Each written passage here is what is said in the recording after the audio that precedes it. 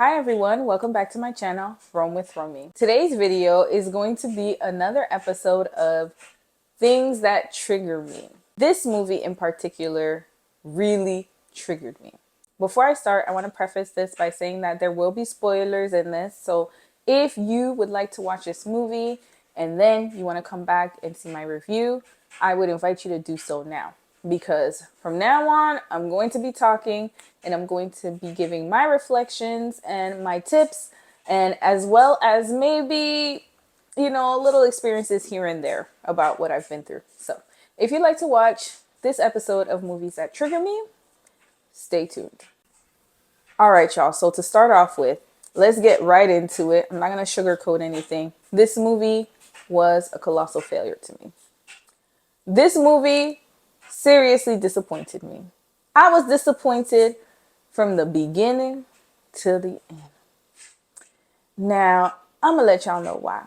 I had really high hopes for this movie because it is centered around an AMBW relationship. So in case most of you guys don't know what that acronym stands for, it's Asian man and black woman. Asian men and black women in Hollywood already don't have a lot of representation. And this relationship is something that nobody really sees a lot. Like, to be honest with you guys, like, it's really hard to see it in the media and also in real life. So I am actually one half of an AMW relationship. So my husband, if many of you are new to this channel, he is Korean, and we met in Korea and we got married, and now we live in Canada. So our relationship is already very, very rare. And seeing it in Hollywood, I kind of had the expectation that, okay, you know what? We have Romeo Must Die, Aaliyah and Jet Li. They didn't really have sexual chemistry like that. They did, but then they didn't. And then we have other TV shows. I know that there was a TV show with Yaya DaCosta and her Asian, I guess, husband. But other than that, it's few far in between. The reason why I'm so passionate about this topic is because I just feel like you should find love wherever you find love, whether it be with an Asian man, a white man, a black man, Hispanic man, whoever. I thought that this movie would really, really kind of solidify in people's minds that, the pairing of an Asian man and a black woman is a good pairing, right? And it's a pairing that should be explored more. However, this movie did not do that. So if you're expecting a true love story, I am so sorry to tell you this, but it wasn't. Now that I gave you guys my expectations, I'm going to introduce the story. Let's get to the movie. So the protagonist of the movie is a young high school student. He is 17 years old, and he is an Asian American student. His government name is Xiao Ming. However, his English name is Alfred, but he likes to be called Boogie. We already know this is going to be a mess. Now, his love interest is a black woman, and her name is Eleanor. Boogie's character is played by an actor named Taylor Takahashi, and Eleanor's character is played by an actress named Taylor Page. Now, the director of this movie, shame on you, sir. Shame on you. The whole time I was watching this movie, I was like, who directed this movie? Because I literally, honestly, I'm sorry if you're Caucasian out there. I blamed it on y'all. I said it had to be a Caucasian man. It could not have been a man of color. No, it could have been a black man, actually. But I was like, it had to be a Caucasian or black man. Because I was like, ain't no way an Asian man would make this movie. But lo and behold, it was an Asian man. And his name is Eddie Huang. He directed and he wrote this movie. Now, after watching this movie, I quickly realized that this man just might be the Tyler Perry of the Asian community. Because what in the world would possess him to write this movie and to not have someone else look it over and tell him, hey, brother, this not gonna work. Hey, brother, maybe you should change this plot. Hey, brother, maybe you should think of this a little differently. Because you could tell there was not a black person that was involved in the screenwriting. You can tell that whatever stereotypes that he thought They came out in this movie. So I'm just warning you guys, this movie is really trash. Okay? So now that we got the actors out of the way, let's start from the beginning of the movie. In one of the first scenes, you will see a man and a woman, an Asian man and a woman, in front of a fortune teller, and she's basically telling them that, oh man, y'all life is gonna be hard. Y'all gonna struggle. Y'all just gotta learn to love each other. Be kind to each other. She was just giving them advice. We could already assume that they are Boogie's parents. So we already know that there's gonna be some conflict somewhere because technically they're not supposed to be together. But the fortune teller is like, look, y'all already together, then y'all just gonna have to make it work. So now we get to the next scene. They're speaking Mandarin. So Boogie's father and Boogie's uncle are speaking Mandarin. So they're having a whole conversation.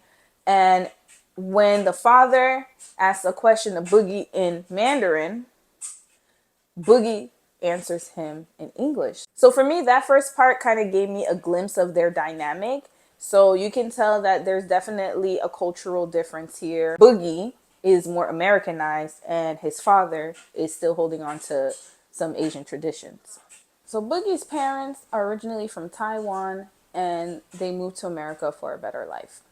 Now, Boogie is more Americanized than he is Taiwanese.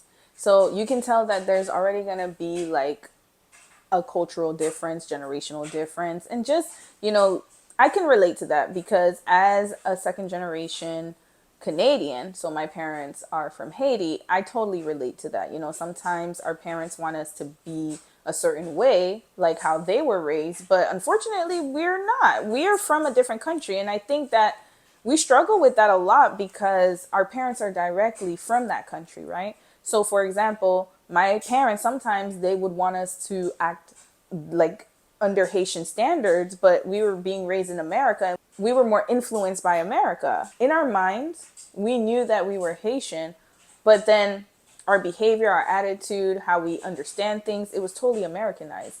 So then sometimes they would try to like correct us and be like, oh yeah, you're still Haitian. But at the end of the day, you can't help where you come from. You totally assimilate to that place, right? And I think like there's always going to be a divide between first and second generation. I could relate to him having that kind of internal conflict with like how to behave. Like, and you'll see that throughout the movie. Like he's always fighting against like traditional norms versus Western norms. And that's a big theme in this story.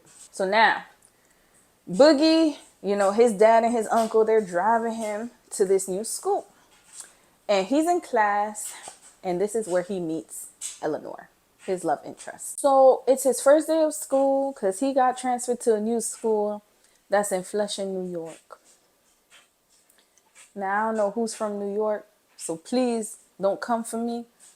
But I already knew that this was going to be something because Flushing, New York, I imagine it is not like the most fanciest side of town. Sorry to say that. I imagine that Flushing, New York is kind of like probably where a lot of immigrants live. And that's what they highlighted, kind of like showing different Asian stores and businesses within a black neighborhood. And we already know that that causes some type of conflict sometimes. But you could see that, the director was portraying like how Asian communities were fitting into the black communities and the black enclaves in that area, right? So now he meets Eleanor in class. He makes little jokes, talking about his stripper name is Boogie. The whole class laughs. Mr. Alfred, welcome to AP English. I prefer my stripper name, Boogie. Okay, all right, that'll do. This is AP English, by the way. So obviously he is some type of intelligent, but he is not really all the way up there in intelligence. You can tell that he is very immature. However, he's 17 years old. So I'm like, okay, you know what? I got to give him some grace. He's a young buck. He's just acting his age. But then the next scene, really, I was like, you know what, director? You ain't ish for this one. So now Boogie gets to staring at her. And he's looking at her like, you know how those guys, they mess with you, but they secretly like you and they look at you across class like this. Wait, hold on. Let me try to look at the wires like this. No, it's not like this. It's like this. That is very creepy to me. However, he gets to staring at her, so you could already tell he wants more. obviously, right? I mean, he just made fun of her. So isn't that like the rite of passage into getting into a relationship in high school? I guess, it's an immature boy's way of saying, I like you. When they like embarrass you in front of the whole class, right? Now, this is a scene where I was like, this movie is is really going downhill for me. This movie started going downhill at this very moment. They're at the school gym. Eleanor's working out. She's using the thigh machine, and she's opening her legs. Because when you use the thigh machine, it opens up like this, right? And he's lifting weights with his friend, and she's with her homegirl. And he gets to staring at her, like staring intently, like he want to eat her up. And at first I'm like, is he staring at her because he's about to approach her respectfully? Oh no, but of course not. He doesn't do that. He's a 17-year-old boy, remember? So they're staring at each other. She's making grunting noises while opening the thigh machine. And he's, doing his little bicep curls. Just staring at each other, grunting. You could tell that he's sexualizing her at this moment.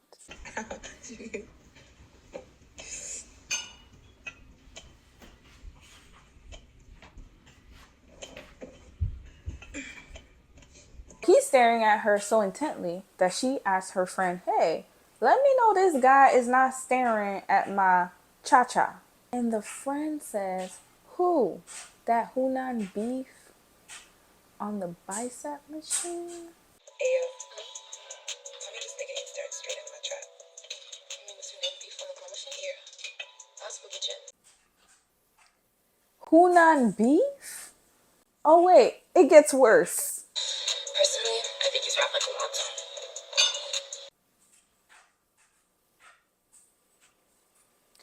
Are we really using food in 2024? I believe this movie was made in 2022. Whatever year it was made, we still using food to describe people? Tip number one. I'm already triggered now. Tip number one. Please beware of people who refer to you as food. If a man approaches you and he says, "Ooh, you look like a chocolate smoothie," or you look like a big chocolate dessert, you look like a chocolate cake," anything that has to do with chocolate or food. "Ooh, I like a chocolate woman." Run. Run. Now I know that this movie was made by an Asian director. And maybe he had those experiences in his life, but sir, there's other ways that you could have presented this other than this. She called the man a wonton wrapper.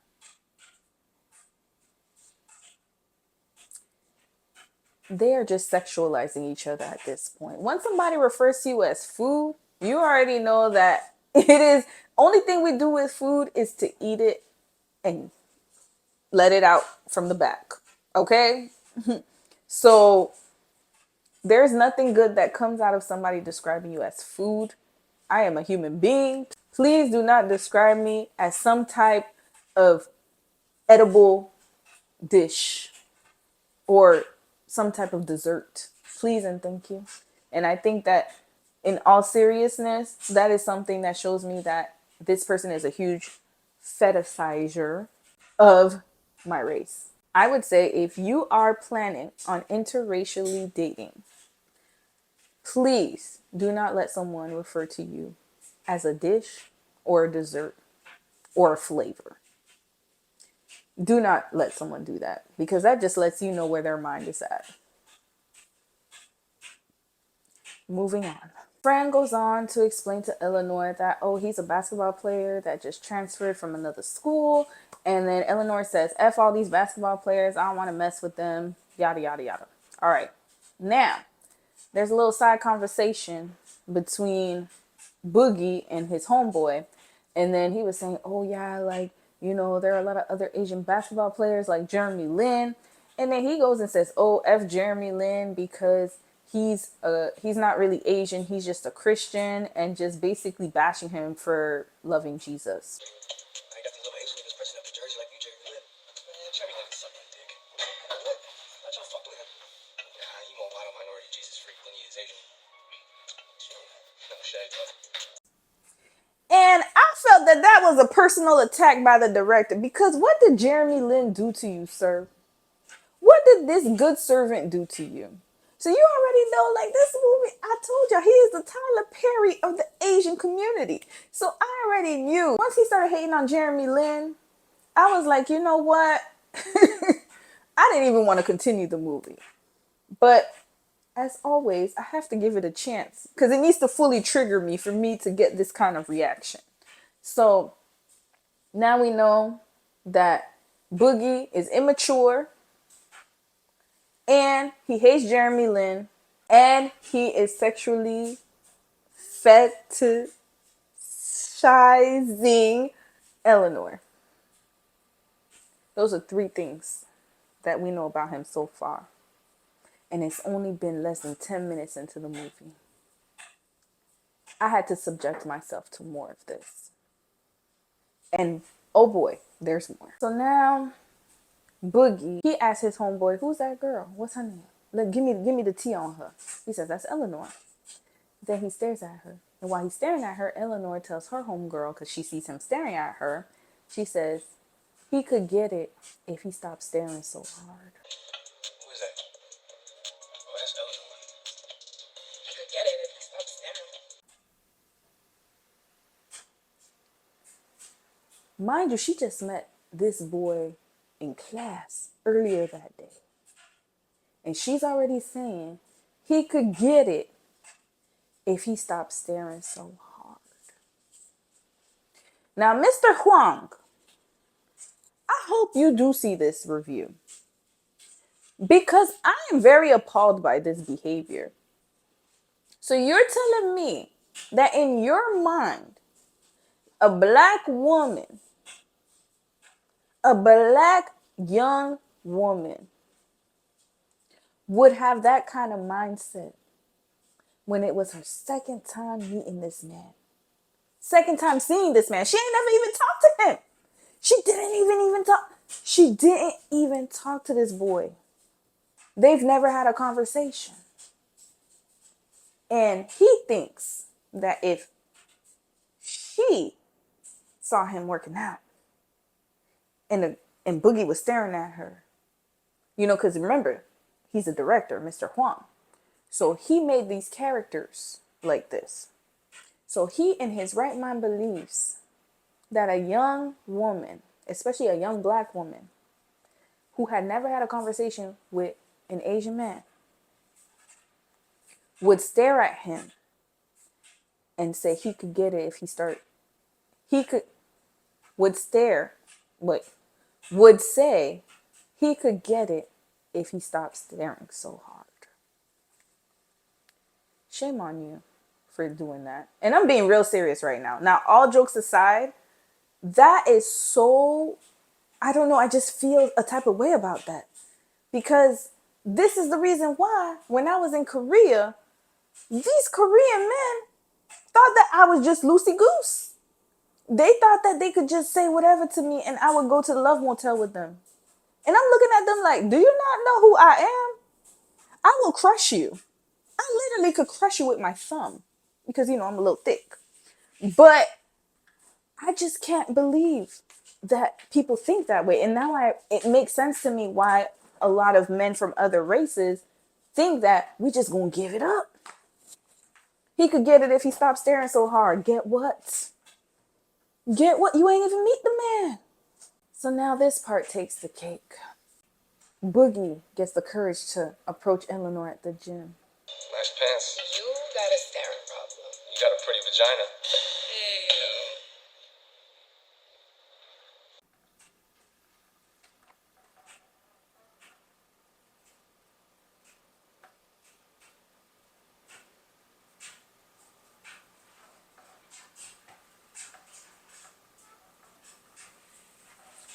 We are only 8 minutes and 45 seconds into this movie.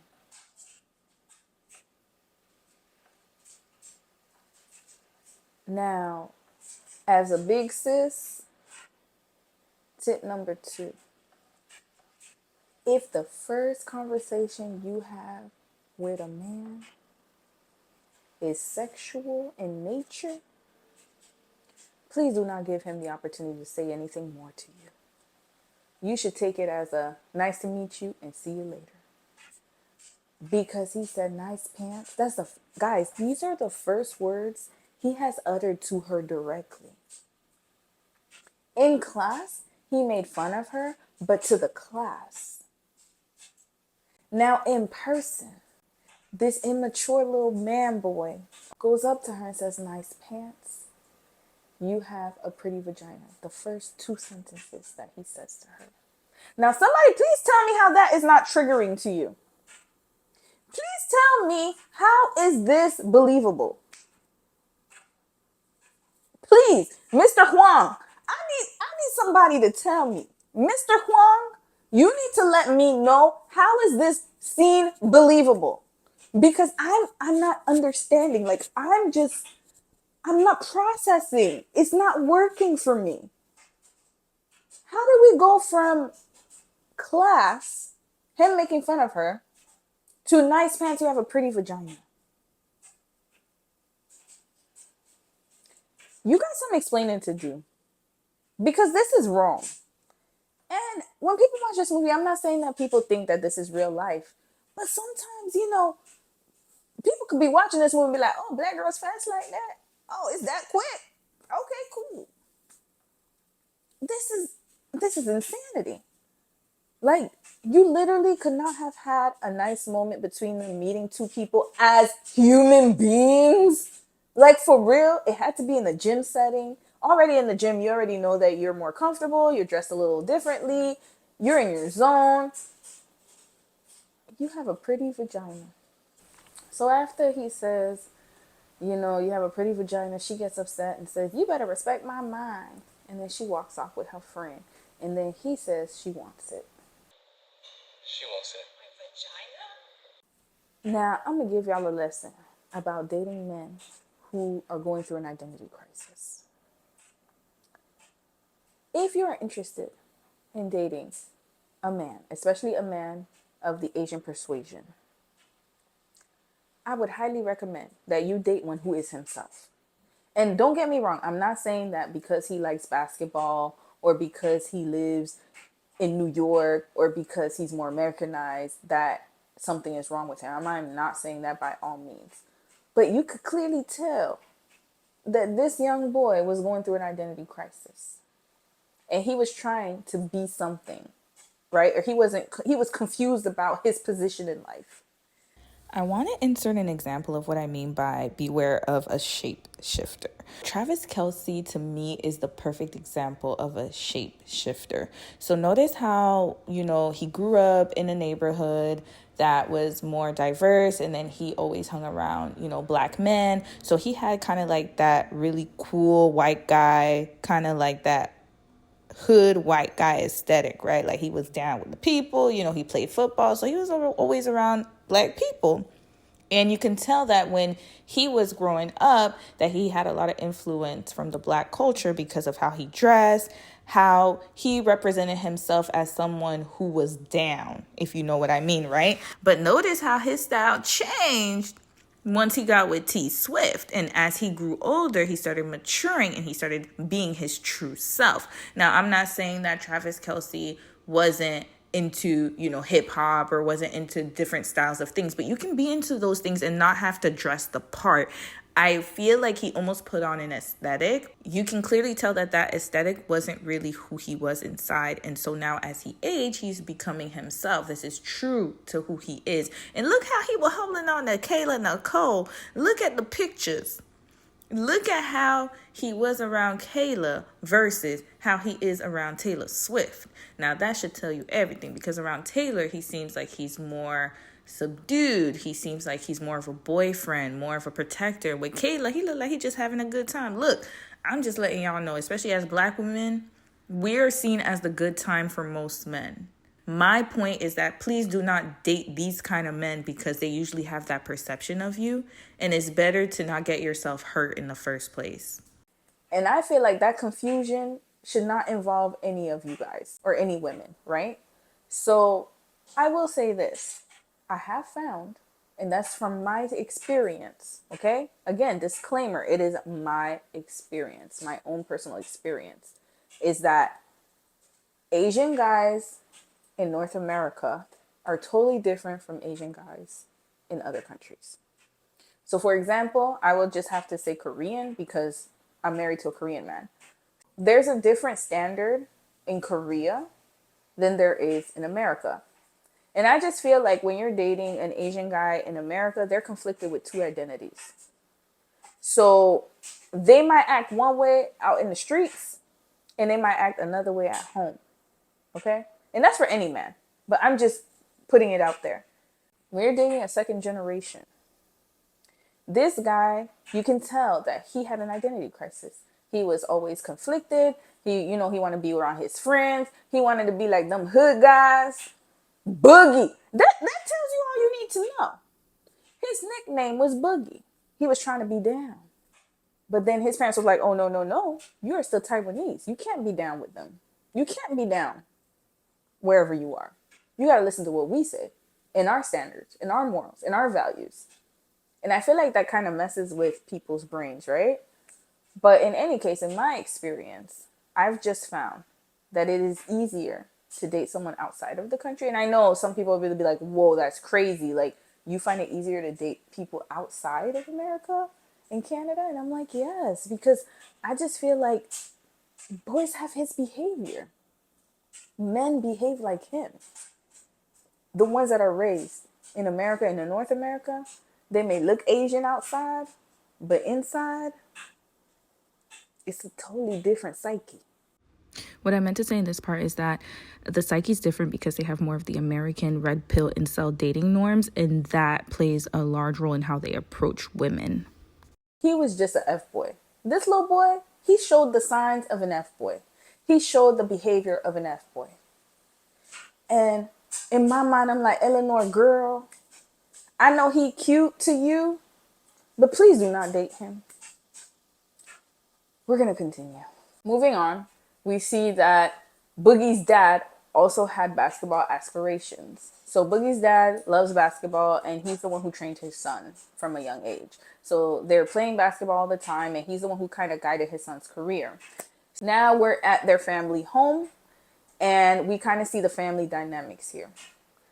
His mama is mad at the daddy because the daddy basically ain't ish. Daddy's been gassing her up saying that, oh my God, our son's going to play for the NBA.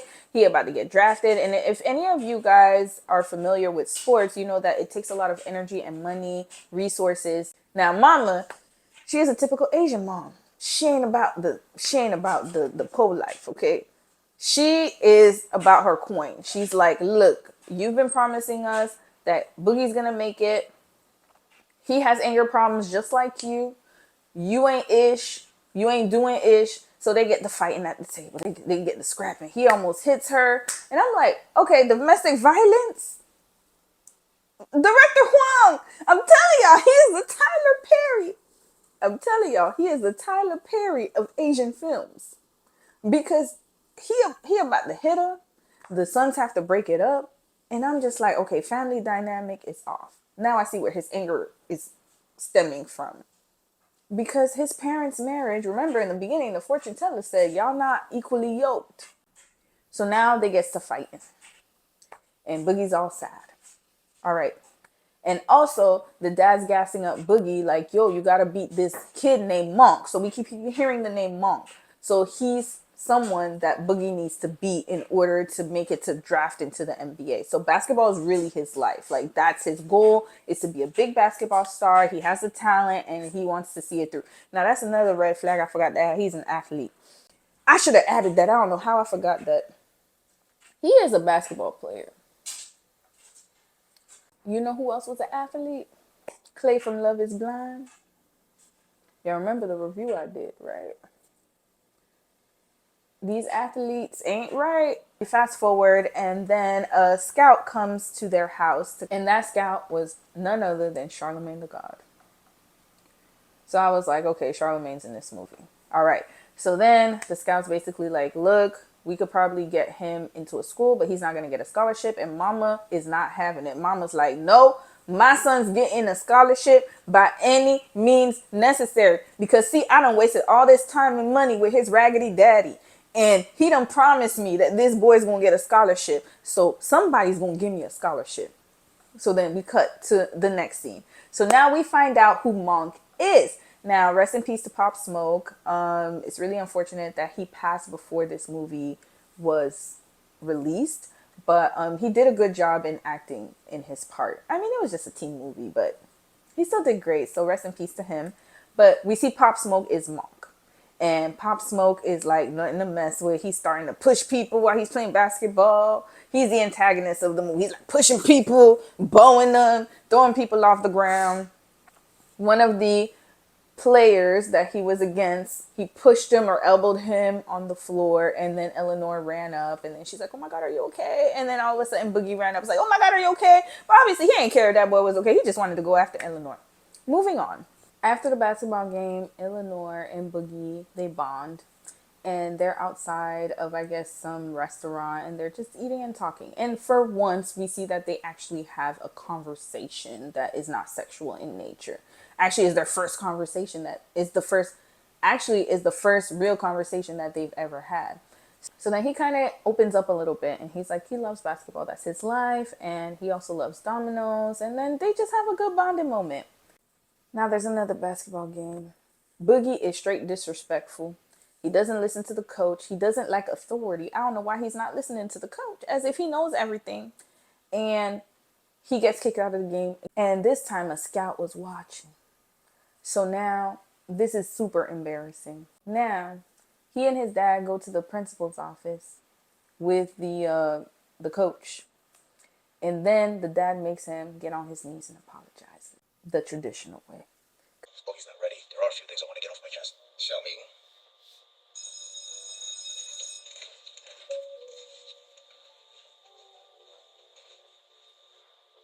I'm sorry, Coach Hawkins. Principal Kodak. It's not necessary. This is our culture. On the back end, so Mama is not done. Mama Boogie, she's upset because things are not going her way. So now she gets to talking to a Chinese scout.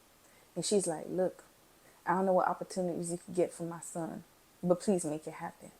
And the Chinese scout looks like he's more into sleeping with her than actually getting things done. They start touching each other, and you could tell that there's some type of weird relationship going on. But he says, all right, consider it done. I'm trying to get your son a good deal. Just trust me. So this is all behind the scenes. Because remember, Boogie's dad is supposed to be helping out with that. But the mama, she goes on the back end and she's like, F the dad. He don't know what he talking about. He almost hit me. So F him. We gonna do it my way. Boogie feels like the weight of the world is on his shoulders because he has to get this basketball scholarship in order to make sure that they're good. You know, they could eat forever.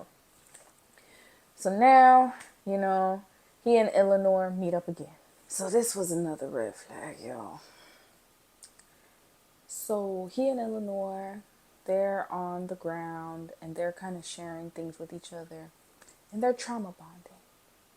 He's talking about his effed up life at home while smoking a spliff, might I add.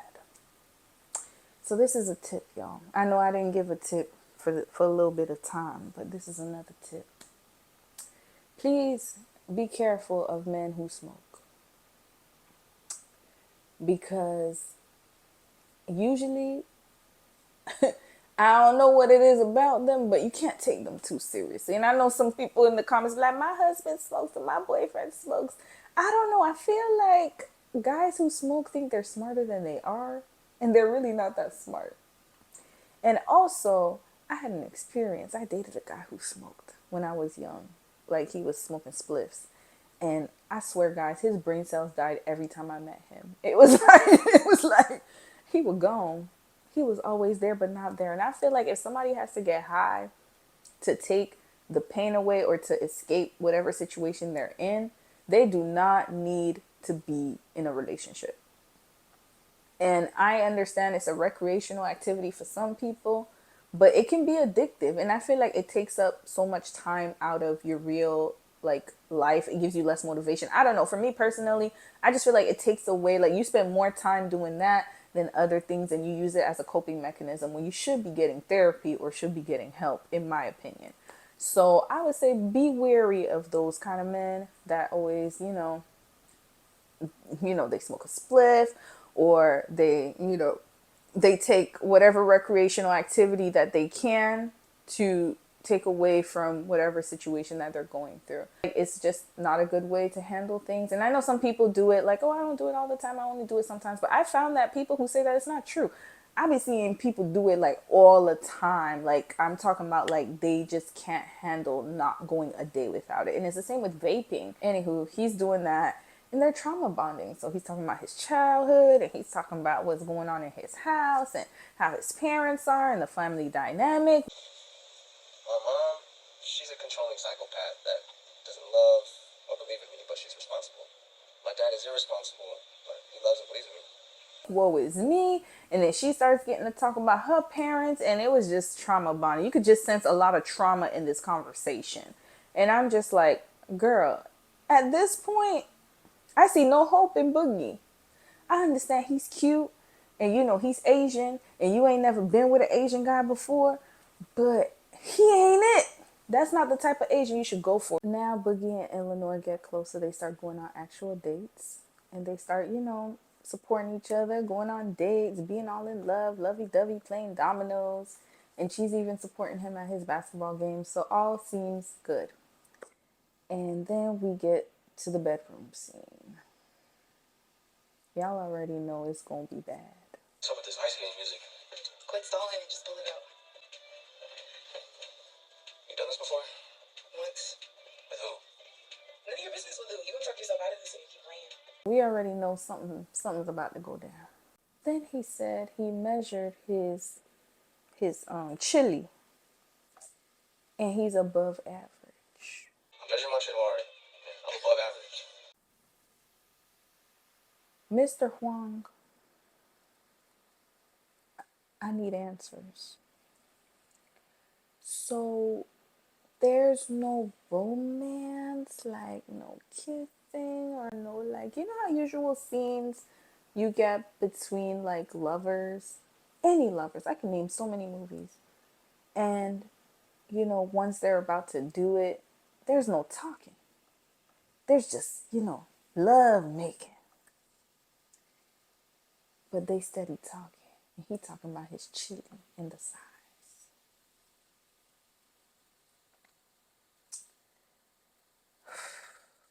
Mr. Huang, I need to know if you've ever had an experience where you talked about your chili size before you get with a woman. Because it seems to me that you think that because we're black, so a black woman would care about knowing the measurements of her partner's chili before she decides to partake in the activity. Now, I'm not saying that it doesn't matter to some women. Of course it does. I've heard so many conversations. Oh, it matters. He got to be this. He got to be that. I get it. But she's already dating him. So that means she already likes him. And she's probably already thought about that. And she's probably okay with it. Because she's dating him, right? So why are we even having this conversation? Why is this even a conversation? Mr. Huang, Mr. Director Huang. Because at this point, they're already locked in. So why would he need to explain his size? What's happening? I'm disappointed for Eleanor because I'm like, girl, like, that's what he's talking to you about? Are you serious? After he says that he's average, he said he's soft. He's soft right now. As if all men are not soft before they. So he thinks his chili is too small for her, and he doesn't want her to embarrass him, I guess, or be embarrassed or be upset that he's not living up to their expectations because she's black, right? And all we do is have sex all day, and we just like to sleep with big chili men. This man, Mr. Huang. I'm softening up. Easy to work. Damn. We might just need to be friends. Fuck you. I'm sensitive about this. I'm just saying, why you so sensitive? Let this crazy music pumping, and it's my first time. A lot of pressure. Relax. You ever fuck with an Asian dude? Nah. No, I ain't tripping. I'm tripping because my dick might be trash.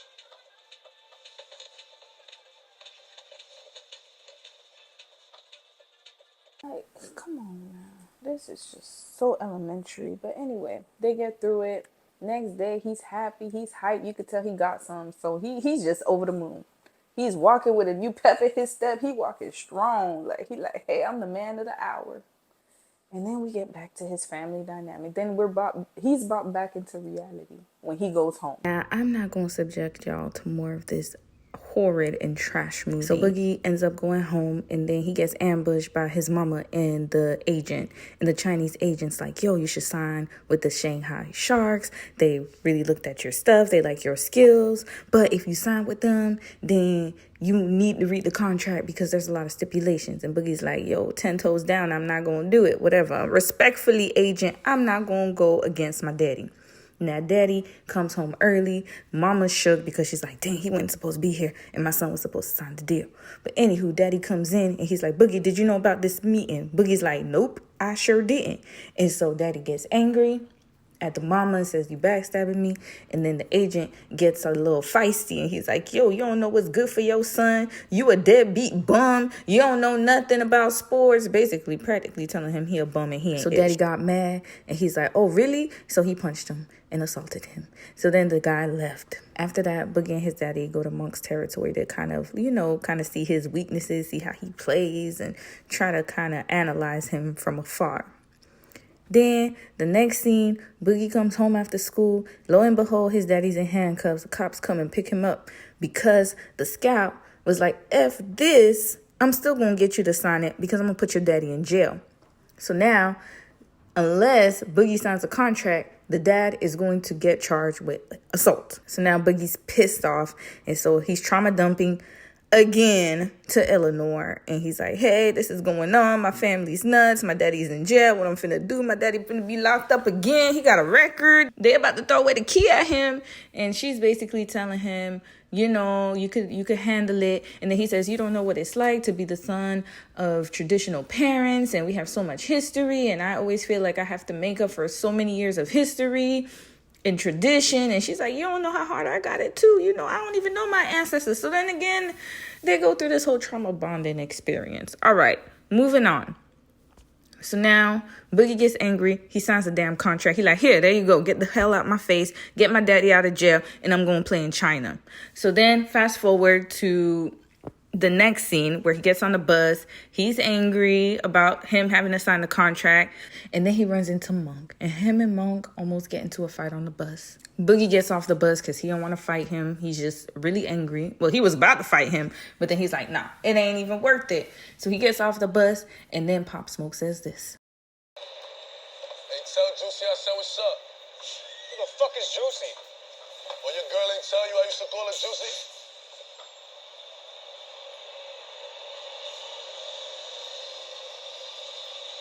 Ask how my dick tastes, nigga. So, we find out that Pop Smoke done had Juicy. She was the one he was talking about when she said she's done it before. So now this guy's like, she done had a black dick. Oh, damn. I can't. He's in shambles now. He's upset. So now he mad at the world. He thinking his girl cheated on him. Even though she didn't cheat on him, she just didn't reveal it to him. After that, he goes home and he gets a letter in the mail from a university in America that said that they were going to give him a full ride. So he was about to get his scholarship if he had just been patient. But his mama was pushing him, so he signed the paperwork because he wanted to get his daddy out of jail.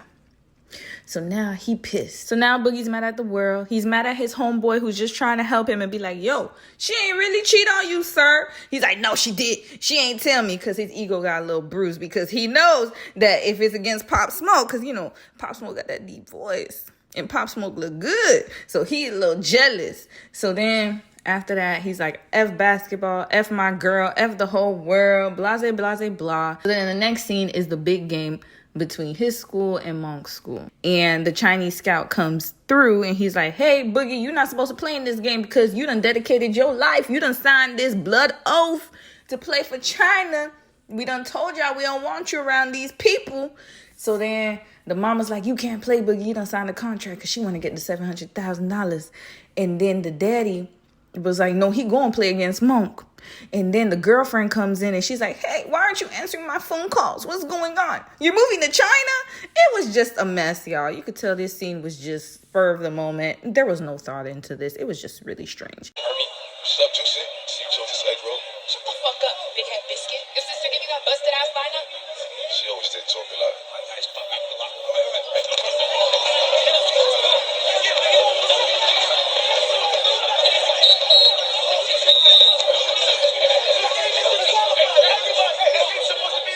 They end up throwing the game out because there was just too much commotion. And so Boogie's like, yo, I'm going to come to your hood and play you. And Boogie's like, you know what? F this gymnasium. We going to go to your hood and play you. So then Pop Smoke's character is like, all right, cool. So before the big game, he goes to the fortune teller. And she's just trying to scam money out of his whole family at this point, because she's like, hey, she's giving him advice like, hey, you just got to do this. You just got to listen. You got to follow your heart. Whatever the hell she was saying. Who cares? Anyway, after that, he had a change of heart. He's like, you know what? I'm going to be a team player. So then he meets Pop Smoke at the barracks, and his team and Pop Smoke's team go against each other. And so in this game, Boogie's finally unselfish and decides to not be a ball hogger and helps his team out. And so we see that Pop Smoke really lost his direction because he wasn't expecting all of these team members to play. They get to playing, and of course Boogie teams win, because of course they're never gonna let an Asian guy not win in this movie. Like, how crazy would it be for the black guy to win? You know they can't let the black guy win in this movie. Boogie wins the game. And so now we get to the ending, and I am going to talk about this in a little bit more detail. Boogie ends up explaining to Eleanor that he got a D1 scholarship, and basically he's still going to end up going to China. When were you going to tell me about China? I didn't think you cared about China. Don't be like that. She's like, look, Monk happened before I even knew who you were. So why are you holding that against me? Like, why are you being such an immature baby about it? Like, sir, I done told you I done been with somebody. Monk happened before I met you. You can't hold that against me. You lied to me. I did not lie. You knew it would hurt me. You didn't tell me about China. Oh, fuck it, done. We're both liars. Now you see, that's the manipulation I'm talking about, the gaslighting. I'm telling you, he has no redeeming quality so far. This whole movie, I'm like, this boy is a Buster and a Dusty in the making. He's just a young buck Dusty. So he's like, you know, the seeded Dusty, like, because he's small, right? But then when he grows into a plant and he evolves into a Dusty, that behavior is just going to continue, because it seems like he just can't help himself. Like, when did she lie to you, sir? I'm still trying to figure this out. Like, how is this lying? You want to call her a liar, saying we're both liars? No, I am not like you, sir. We are not the same. I am not a liar. But, you know, of course, he had to make her feel like she was equal to him. I don't understand how. Why are you doing this to me? People are doing it to me. I did everything I'm supposed to. I'm still being sent to China. Shit happens to everybody. You can't keep feeling bad for yourself. China could be a real blessing. A blessing without you. China's an amazing opportunity, but isn't shit without you. I love you. You mean it? I really mean it. So then, after he says, I love you, she goes on and explains to him her story about her experiences with dolphins. And she said that, okay, you know, when I was younger, I used to go to SeaWorld, and they were cute dolphins. And then I went to Trinidad with my family, and then we saw dolphins. I guess they were cut up or something. I don't know what $150 means. Y'all just gonna have to, I don't know. I don't know, maybe somebody could explain it to me in the comments. Then she's like, you know, these dolphins were traumatized. All these dolphins are scarred, but they are still living their lives. You know, they're still swimming, they're still going against the grain, they're still persevering. And ladies and gentlemen, this is how the movie ends. You cut me.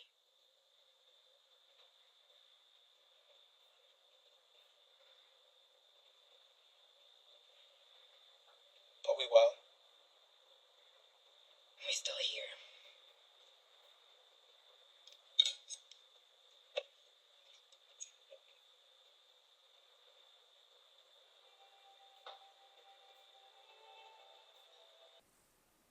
But we wild. Those were the words that he could say to her. Not, I'm sorry. I apologize for making you feel this way. I didn't know what I was doing, or I wasn't thinking properly. I was just acting off of emotion. No, she said, you cut me. And his response was, but we wild.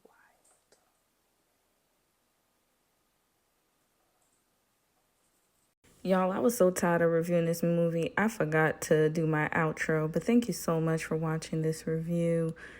Whew, it was a lot, but I really hope that you guys learned some valuable tips and, just valuable information watching this review.